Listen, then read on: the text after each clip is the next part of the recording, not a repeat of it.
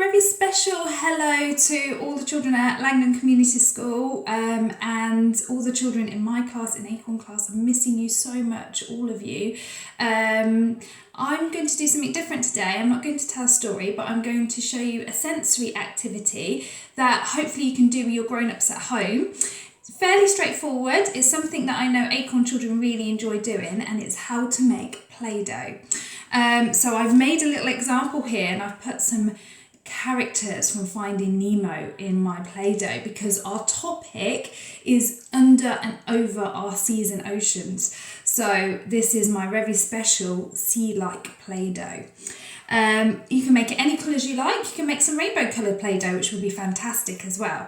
Firstly, I want to say a really special shout out and thank you to Dylan. I think his YouTube name is DJ, and his mum, who sent me a little gift here that I've put on my Langland badge. So thank you so much for doing that. Really appreciate it.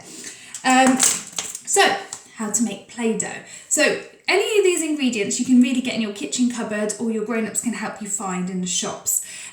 So when you go to get your food and things, you can, hopefully your grown-ups can pick some of these things up so you can make the Play-Doh.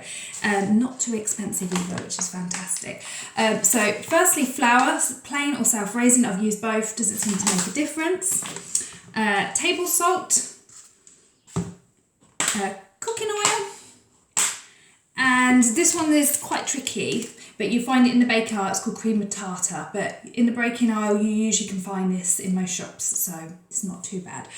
Then if you want to make it a bit more exciting, you can use paint. I'm actually going to use food colouring today. I'm going to use blue food colouring to make it look like the sea. I've also got some fragranced oils. I'm going to use coconut because that reminds me of like Caribbean islands and pirates and sea and things like that.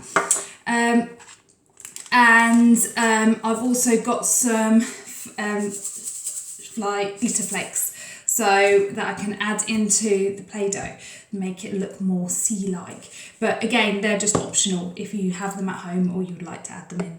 It's fantastic. So firstly, I've put in half a cup of the salt, and I've put it into our bowl already.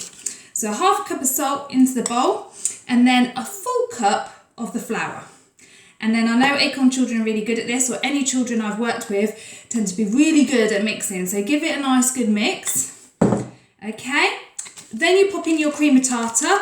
It's a teaspoon of cream of tartar, or just one of the sachets, one of the packets. It's absolutely fine.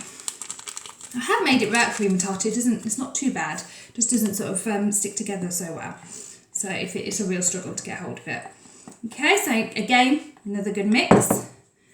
Then what you need, oh, I've left my big spoon right over here. Nice big tablespoon and your oil, and you need a big tablespoon of oil. Pop that in. So far, really simple. Okay. So give it another good mix. And then you need your water. Now it needs to be quite warm water, so you might need your grown-up to help you with this. So nice warm water, putting in your food colouring or your paint as well. I mix it in with the water just because it's easier like that, but you can do how you like it.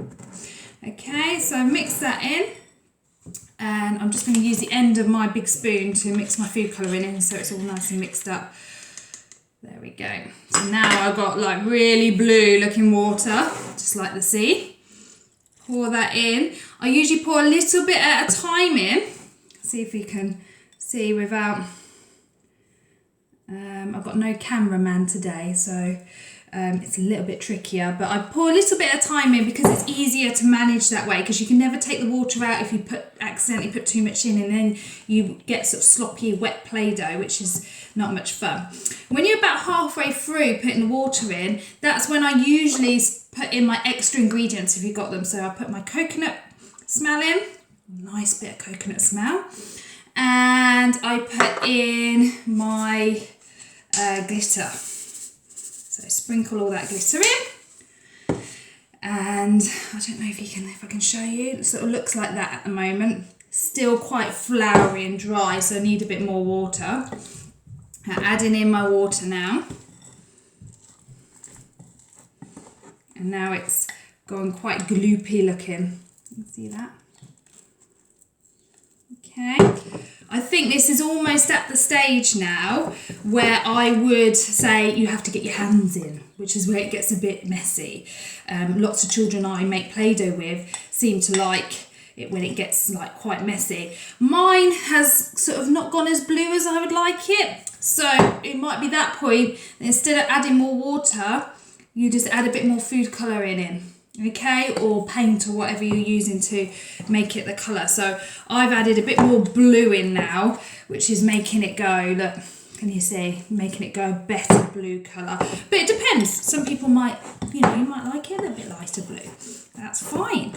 So it is really good, it's looking good. So now what I would do is I would put it out on your table. Now it's a bit tricky. Let's see if you can see my table down there.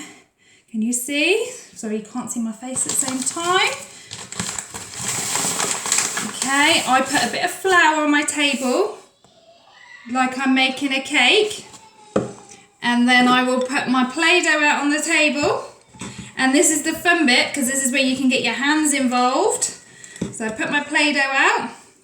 Oh, this one looks like, almost like an ice cream actually, rather than the sea. It looks like a ripple ice cream. And then I mix it all up. And that is when it will start to come together like Play-Doh. Can you see that? So it starts to come together, and there we go. So, and the more you play with it, the better colour it will become and the better texture. If it's a bit sticky, just roll it in a bit more flour. If it's a bit dry, you might need to add a little bit more of the water to it. So it's a little bit trial and error at that stage, because look, I really haven't used a lot of that water and I've made fantastic looking Play-Doh. So there we go. So I now have Under the Sea Play-Doh to go with the one that I made earlier. Any grown-ups watching will probably remember the Blue Peter. This is the one I made earlier. So I've got one there for and I've also got a pirate here to come to smell the coconuts. There we go. So I can spend now quite a lot of time playing with my Play-Doh. So hopefully you found that interesting. I'd love to see any Play-Doh making. You can email it into the school. Acorn children can email it to Acorn. I really look forward to seeing what you've been up to. Take care. Bye.